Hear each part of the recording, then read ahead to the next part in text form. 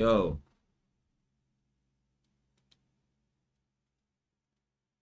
mic check, nigga.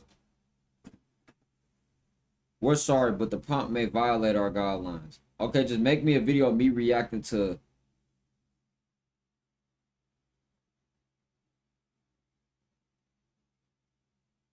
Okay, make me a picture of me reacting to Gen Z, this generation, with this little thumbprint, because I am Gen Z. Let's share this shit out. Let's get ready to rumble. Let's get ready to rumble. Bet. Look up to the drill rappers, they all writing statements. Everybody want a fruit, go crash out then. Who up in here already? Hit that like if y'all already up in here, man. Know what the deal is. I wanted to react to, bro, they had a good video about gaming. About how Call of Duty. I might react to that too. We might watch that again, because that video. Ooh, your favorite podcast or CIA propaganda? Woo, see, I should have been react to this type of content.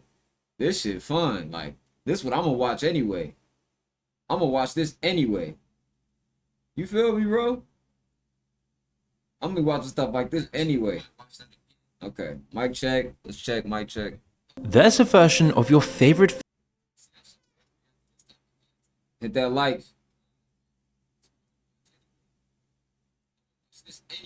My bad if y'all hear the playback. Give me a second. Shut up, nigga. Mic check, let's check, mic check. There's a version of your. Alright, y'all can hear the audio. Audio's good.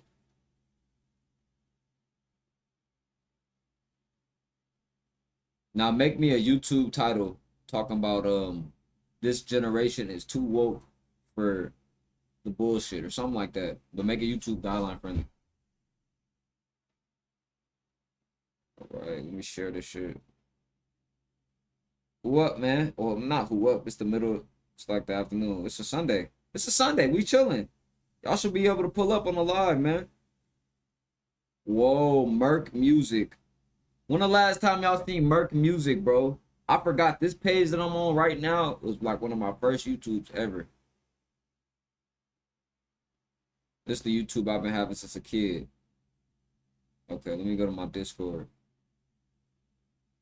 I should start posting on YouTube.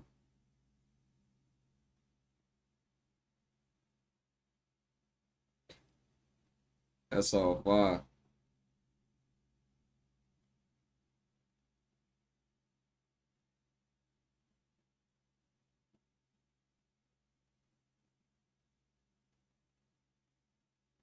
Hey man, we doing all professional big reaction vids in the big 2026, man.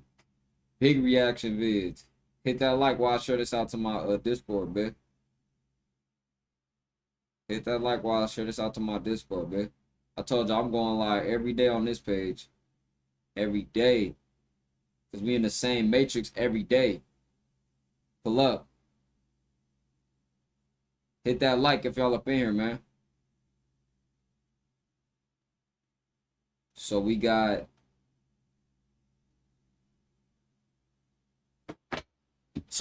your favorite movies are CIA propaganda. Let's get into it, man. Shout out to my guy Moon.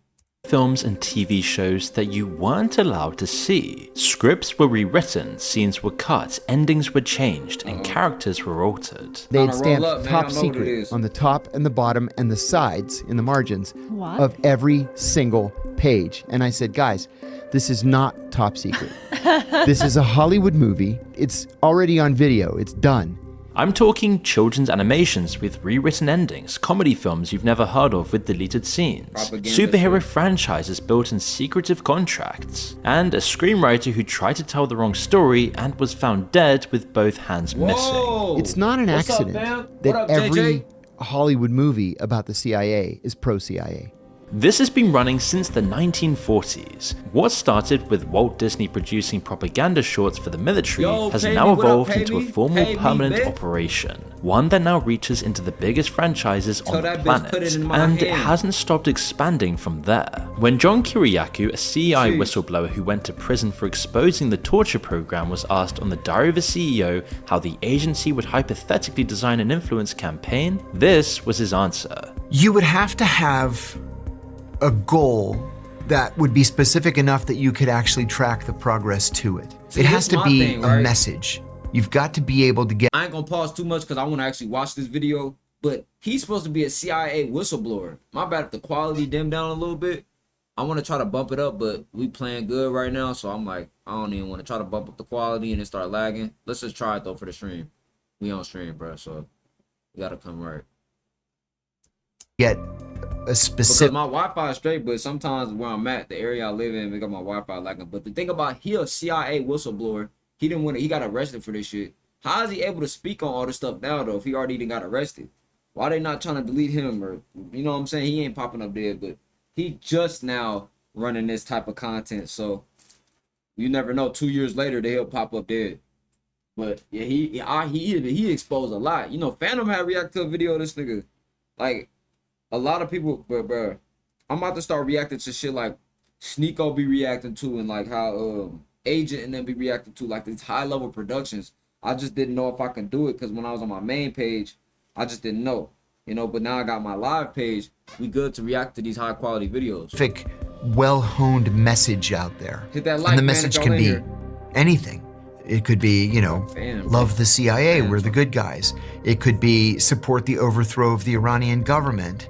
It could be, you know, any criticism of Benjamin Netanyahu is anti-Semitism. It could be anything you want it to be. You just have to make sure that it's repeated enough. He mentions a couple of things there that are highly relevant right now. Take Argo, an Oscar-winning film that almost everyone has heard of. The plot follows a CIA officer who poses as a Hollywood producer to smuggle 6 American diplomats out of Iran, all during the 1979 hostage crisis. As you can imagine, the CIA is unambiguously the hero. There's barely a single mention of the CIA's overthrow of Iran's democratically elected government, or the installing of a dictator who ruled with a secret police force trained by the CIA. And given the current conflict in Iran, you could reasonably argue that the public's understanding of who Iran is and how we got there was influenced in part by films exactly like this. During filming, Affleck visited CIA headquarters multiple times, sat in round tables in the director's conference room, and even emailed the agency promising to do the agency proud. The CIA had actually been promoting the Argo operation as a suggested movie plot on their own website years before the film was made, and even thanked Affleck publicly on Twitter for the film. Affleck said this when interviewed as part of the press tour. Are there many actors in Hollywood who also moonlight as agents, do you think? I think there are probably quite a few, yes. I think probably Hollywood is full of CIA agents, and we just don't know it. You heard what she said? She asked the question, do you think there's other actors that moonlight as CIA? Bro, why does my camera keep falling, bro? Fuck. Relax. Damn, bro. I need a table. This little ass table, bro. I can't do this shit, bro. Nigga got all this money, don't buy a table. Moonlighting.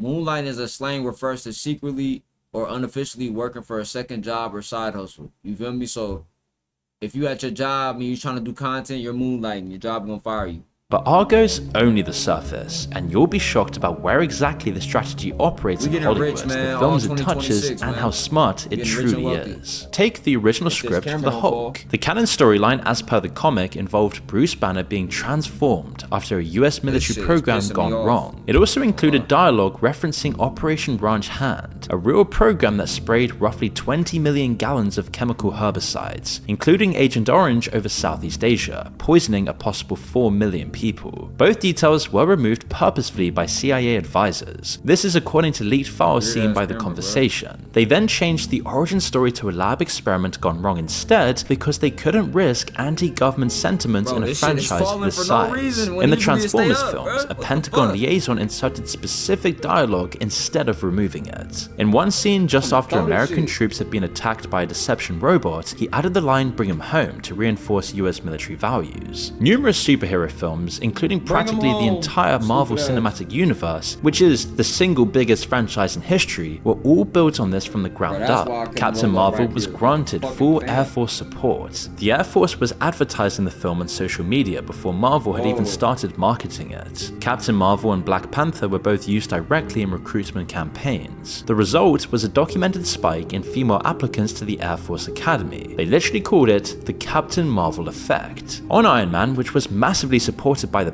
That makes sense, because remember they even did that shit with the She-Hulk shit. They gotta get the women involved now to the Matrix Society, had them feeling like they got they running. So now we trying to wake everybody up, women feeling like they winning in the realm right now. Whole time, nigga, this the worst time ever. Everything was better back then. The video games, the movies, they didn't liberalize everything. What they call liberal, but this is the thing, that liberal energy, that's just a demonic energy to me.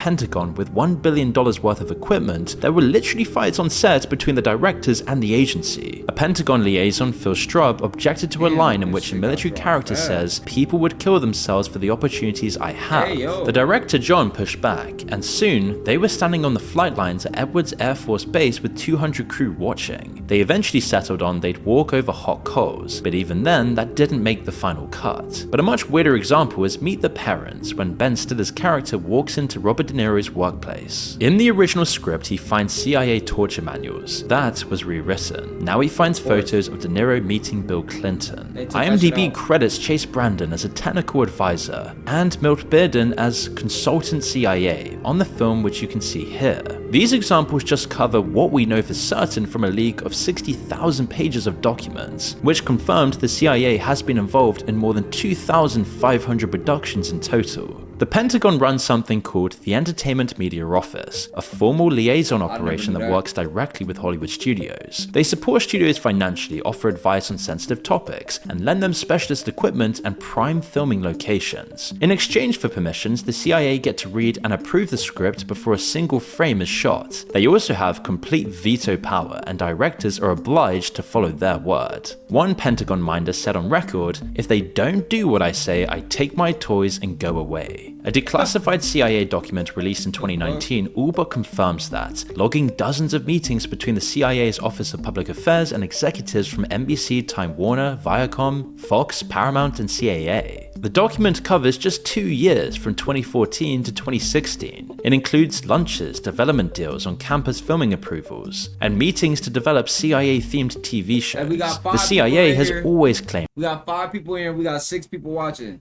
If y'all can, please, I'll appreciate it if you hit the like, you know what I'm saying?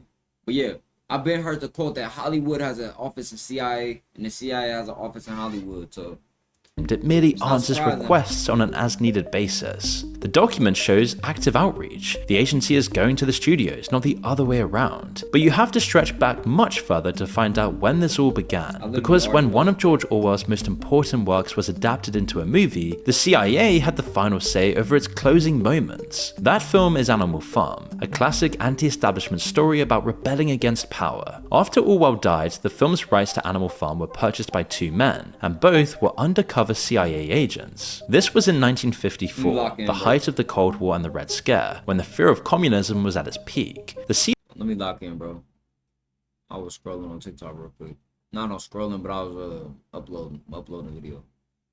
Shows. The CIA has always claimed it merely answers requests on an as-needed basis. The document shows active outreach. The agency is going to the studios, not the other way around. But you have to stretch back much further to find out when this all began. Because when one of George Orwell's most important works was adapted into a movie, the CIA had the final say over its closing moments. That film is Animal Farm, a classic anti-establishment story about rebelling against power. After Orwell died, the film's rights to Animal Farm were purchased composed by two men, and both were undercover CIA agents. This was in 1954, the height of the Cold War and the Red Scare, when the fear of communism was at its peak. The CIA funded the entire animation. They hired British animators, deliberately avoiding American studios to create distance, and because the agency distrusted Hollywood animators during the Red Scare, and they rewrote the ending. In Orwell's book, the animals look through the farmhouse window and can't tell the pigs from the humans. The line says, quote, "The creatures outside looked from pig to man, and from pig to man, and from pig to man again, but already it was impossible to say which was which." This is the whole point. Revolution replaces one set of oppressors with another. Capitalism and communism are equally corrupt. The CIA couldn't have that message going out, so their version ends with the animals triumphantly overthrowing the pigs in a second revolution. Communism bad, rebellion good, America wins by implication. See, watch how they storm the building and how it doesn't imply the same message as the book at all. It's subtle, but the new version reinforces the division between good and bad. It creates a moral precedent that corrupt systems can be overthrown and replaced with something better, which is a really comforting thought, unless you realize it's exactly the story the CIA tells every time it topples a government. Orwell's ending says the opposite, that power corrupts regardless of who holds it. In other words,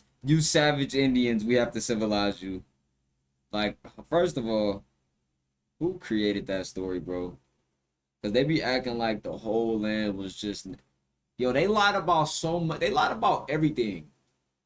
Because even when you think about the Trail of Tears and all these things, and these Native Americans getting moved to reservations, and etc., and that whole $5 Indian, this whole American destiny.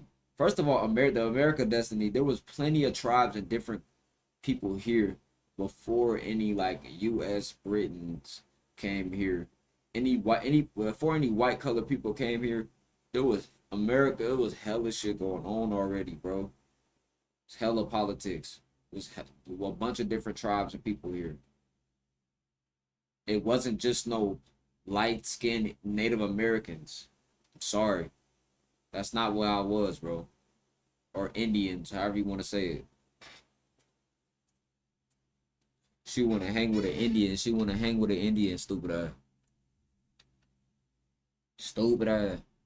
And that revolution just replaces one set of oppressors with another. The director Joy Batchelor strongly opposed the change. So, the CIA threatened to pull financing. The intelligence officer E. Howard Hunt, who later became involved in the Watergate scandal, said the film was, quote, carefully tweaked to heighten the anti-communist message. Although it was originally aimed at adults, Animal Farm found its primary audience in school over the US and Europe. By then, the state and media were already deeply intertwined. Governments had correctly identified that the media was the best way to access the minds of the public. Generations of children were shown a CIA-funded film with a CIA rewritten ending, as if this was a faithful adaptation of Orwell. So you may not be surprised to learn that Disney was the testing ground for how effective propaganda could be. While it might be hard to believe today, Disney was actually going broke, and the government offered it a deal. They accepted, and within 2 years, over 90% of Disney's output, mostly propaganda, was government content. Disney characters found their way into all sorts of government material,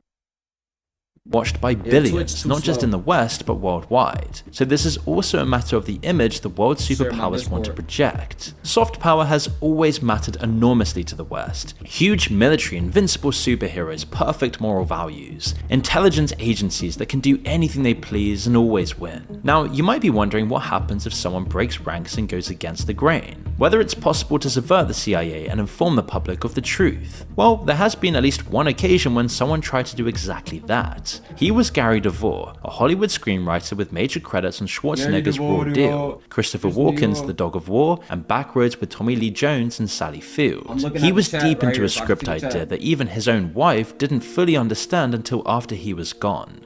When I first moved in with Gary, he said to me, "Don't be alarmed if you get a call from a person from a government agency. Just take their name down and their number and don't be worried about it." In the first 4 years, there were 2 calls. And then, not too long before he actually disappeared, there were several from the CIA at Langley. It was called The Big Steal, set during the US invasion of Panama. A friend of his, Hollywood director John Irvin, had lunch with Gary a few weeks before he disappeared. He could tell that something was off. He was troubled. something was bothering him. I forgot to get water. He wasn't really in the conversation.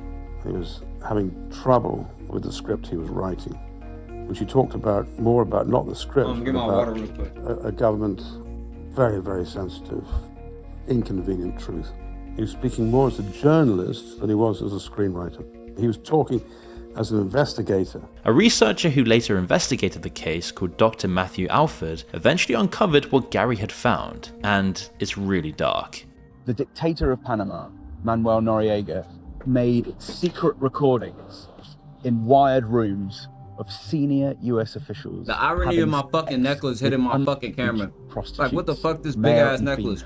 One British newspaper commented on this, and the story was then buried. And the guy who wrote it got shot by an anonymous sniper. Gary planned to put that in a Hollywood film. He was driving home through the desert, and then that was the last anyone heard from him. And he said, I'll see you later. I never heard from him again. It's like Gary Devore simply vanished into thin air. There was a massive search, foot patrols, helicopters, $100,000 reward, but zero leads and no witnesses. He was missing for 374 days. Yo, I ain't gonna lie to you, bro. Watching stuff like this just lets me know, if you ever get a government contract, like, yeah, we got freedom of speech and we could say what we want, because technically we don't work for these corporations. We're not in those secret societies. We're not in no oaths. So we could kind of talk about these things, but when you got actual credentials of you being in that industry, you come out expose it, that's when John Barnett's happen. That's when all this, if you a whistleblower, bro, you can't talk. Like, why you think niggas in no industries be exposed to shit? They on contract. But I ain't gonna lie, with them white folks, they don't play. Like, white folks that expose shit, bro, they don't be playing with them, bro. He said that nigga went missing in the desert. Never seen them again. Like, whoa, fuck you mean by that? That's crazy. Cause you really just be in the desert. I mean, I've been in the desert for 6 years, you know? And that other dude had committed suicide out here too. What's his name? Cappy Pondexter? Not Cappy Pondexter, I'm tripping. What's his name? The white dude with the curly hair. But then his Ford Explorer was found beneath 15 feet of muddy water at the bottom of the California aqueduct. Despite the aqueduct having been searched extensively, his laptop containing the script was missing, his gun was missing, and his hands were missing. Whoa! Why were his that gun couldn't save you. hands cut off? Listen, the man had his fingers removed. Why? That's a lie. Why? In my own mind, feel that there is crime here. I do not feel that my husband drove off of this bridge. Within a week of his disappearance, agents from the FBI, CIA, NSA, and DoD arrived at the family home. After an official went into his office, his computer was wiped. And here's an unlikely connection to meet the parents in other films years later. It was Chase Brandon, the CIA's entertainment industry liaison officer, who was among those at the scene. When Alford started digging into the case years later, he received a warning to stop what he was doing and leave while alone. You know, of course, you've received an informal or semi-formal warning. That's one thing I'm gonna tell you too. They always warn. They always give you a warning, bro. Especially like they be like, "Hey, Jimmy, leave that alone. Hey, leave it alone. Leave it alone. I want to speak the truth. I want to spread, bro. If them niggas come give me a warning, I'm shutting the fuck up. I don't give a fuck. Y'all can call me whatever you want, nigga. Because the people, all niggas gonna do is after you die is make money on your name and run your name for content, nigga. This nigga sacrificed exposing the CIA and Hollywood. All niggas doing is making videos on this shit 20 years later, however long ago. Nigga, you just gonna be like talking, oh, you see what happened to Young Pharaoh, you see what happened to Rashad. That's all you just gonna be talking. You just gonna be fucking news. You just gonna be news. Fuck you talking about? I don't give a fuck. I don't give a fuck, bro. They come like, bro, once you, but this the thing though, bro. That's why I'd rather do things on my own and just be somebody that's not popular or not the most famous or whatever. I'll build my way. Y'all see, I'm not no industry plan. I got 4 people in my life. I'm grinding my way up. Sometimes it's 4 of us. Eventually it's gonna be, it was 17 of us this AM, and sometimes it's gonna be, eventually it's gonna be 100 of us. It might be 1,000 of us. We gonna keep growing, but If they like, hey, if you talk about this shit, you can't. If you keep talking about this shit, we shadow banning you. If you keep talking about this shit, nigga, we ain't gonna y'all videos off the algorithm. My videos just off the algorithm, then, bro. You feel me? That's why I kind of fuck with Sneeko though. Like I don't follow him and stuff like that, but I fuck with Sneeko how he kind of like he know how to balance that shit. Cause you know Sneeko used to be around AMP and all them. They gave Bobby Hemming a warning. He stayed silent. They probably did give Bobby Hemming a warning. I feel like they gave Bobby a few warnings. But here's the thing about Bobby. Bobby was smart enough to never be in them groups and shit like that. Cause it's like once you in them groups, you can't even get a warning because they view you as a collective. When you an individual, you could actually have some sovereign, like you could have some control over what happens to you. But when you're in these groups and these random groups, you just getting hit with the conglomerate. From a CIA and DoD That's why I don't be contractor like, you don't see no 9-ether on my shit, none of that. who said to you, back off the CIA, you're going too Hit that like, you're going man, too if far y'all with up in this here, now. please. These people can and will ruin your life and come knocking on mine and your doors. A former White House official from the Reagan and George Bush administrations confirmed that Devore harbored a deep-rooted relationship with the agency and conceded the case has the hallmarks of a cover-up. The CIA declined to comment on the entire situation and the case officially remains open. Whoa. So that's the other side of the coin. What potentially happens when the CIA's veto isn't obeyed? We don't really know the truth of what happened, but it does show you that you should mess around with topics not sanctioned by the agency. As for the impacts this all has on society, Theo and Joe Rogan were very perceptive about how it can change public perception. So in World War I, one of the problems that they had was people didn't want to be over there killing people. Yeah. And so people were shooting, but they weren't shooting at the actual enemy. And so then they realized, well, we've got to do something about that. And so after that, they started creating all these really patriotic war movies where the guys are heroes, they go over and they shoot all the bad guys. And Y'all heard that? He said in World War One, they didn't even have no real hatred to shoot at their enemies. They just shooting at each other but they ain't shooting to kill. That's interesting. I want to react to the video game video he made already, but I already watched it. I'm not gonna watch it twice. I might watch it twice if I don't got no content, like a next week or something. But right now, I'm not watching it because I just watched it earlier, bro. I gotta watch new videos, bro. You know what I'm saying? I gotta watch new videos. And they're awesome. So then the next group of people that go to war are all going to be indoctrinated with these films. John Kiriakou thinks that nowhere has that indoctrination been more effective or more dangerous than in warming the population up to the idea of torture. One thing that bothers me the most is when Hollywood perpetuates the myth that torture prevented acts of terrorism or disrupted acts of terrorism. And to me, that myth is dangerous in that it affects public opinion. You can put whatever euphemism you want on it. You can call it enhanced interrogation technique. I don't care what you call it. Euphemism. What we did to some of those people was just illegal. Kiriakou would know. He's the only CIA officer who ever went to prison over the torture program. I objected to the CIA's Bro, use that's of what I'm so-called... saying. How is he not dead? How is he not popping up dead? How is he not David Wilcox, like popping up dead or something? How? He's either gonna die within 2 years or they sanctioned him to talk about this shit in media. Cause he doing he did that press run, that interview went everywhere. You feel me? I just know one thing, like when you is a part of their industries, you can't break that contract. It's a blood contract. And then, bro, you didn't rip the benefits of this shit. You know it's niggas in the army that can't even say the shit that they saw. So imagine the higher it get. Niggas like this be getting $5 million a year, government contracts and shit. You got a nice home, put your kids through school. Now you want to expose the FBI? We finna come kill you. That's how it go. They paid you all this bread. You gotta hold up to this shit. No cap. I'm telling y'all, bro. They don't give a fuck about no broke conspiracy theorist whistleblower. They don't, conspiracy tinfoil hat guy. The only reason why they cared about William B. Cooper is because he was in naval intelligence. Where that book at?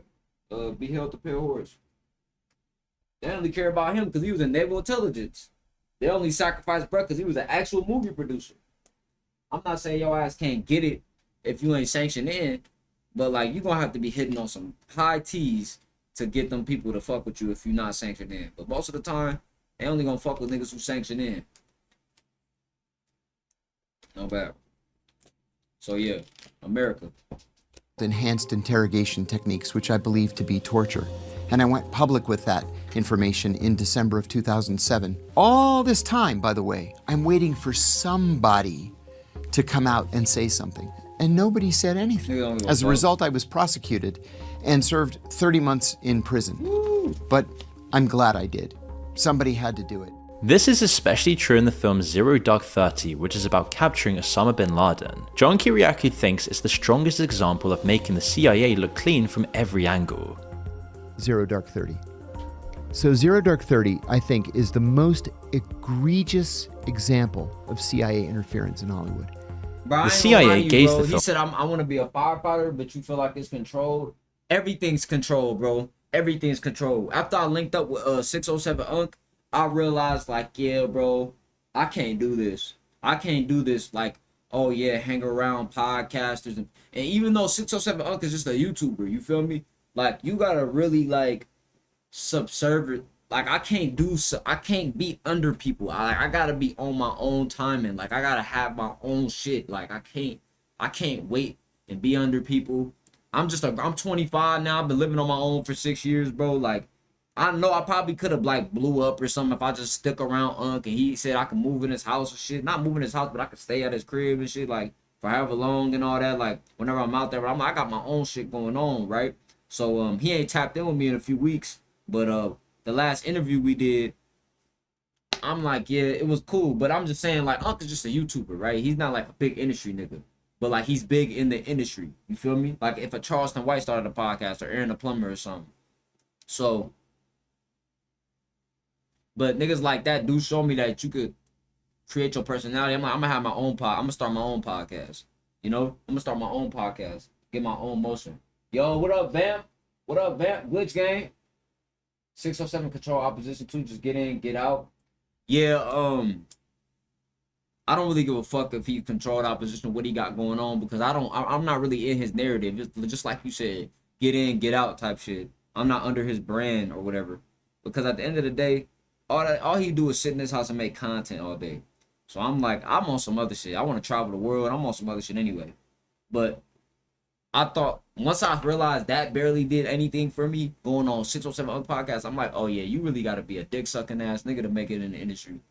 Like if you want to like just them people that you see hanging around, people that just got clout and stuff and they just hanging until it work. These niggas be fucked up, broke, nigga, staying at these people's house. Like all these YouTubers y'all watch and these collabers and they got these smaller streamers or smaller creators under them, bro. They be fucked up. You see that Clover house, the Clover boys, they got all type of niggas staying in the house, acting zesty and shit. Like, nigga, you don't live here, bro. So I realized, like, bro, even to just get your own, like, look at Soul Illuminati. He's a glitch. Did you know Chris from AMP used to want to edit for Soul Illuminati? So Soul Illuminati he up regardless. Nigga, Kai Cenat know who that nigga is. Like, one of the biggest streamers. So what I'm saying is, they gonna be saying stuff, keeping him relevant. I'm gonna be one of them. Like, oh yeah, I used to watch Matrix. I used to watch Matrix 333. It's gonna be a famous streamer next year, 2 years from now. They gonna be, I used to watch Matrix. Nigga, I'll come later. I'll come on the back end. You feel me? I don't gotta be the young nigga in front of the gun. I'm 25. I'm getting older. You feel me?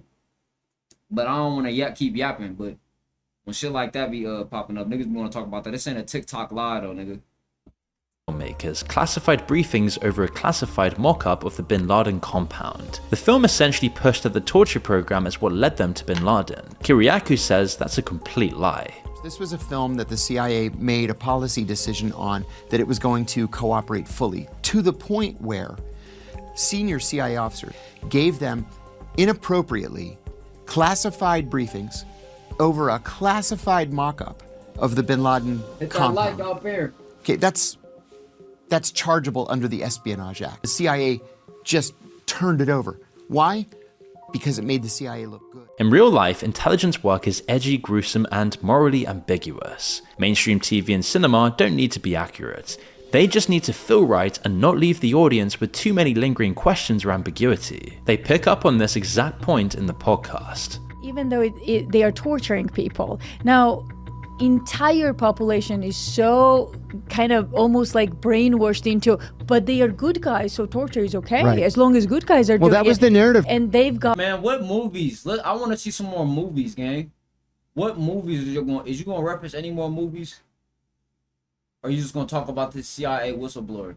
I get he's connecting the dots on shit, hitting deeper. That's cool. We finna go to the next one, right? Now we finna go to, I want to react. Okay, there's a video when crazy conspiracy theories turned out to be true, but I really want to watch this one. Your favorite podcasts are CIA propaganda, but I feel like that's gonna align with the last one too. We could watch that too. The Great Culture Shift. There's hella videos to react to.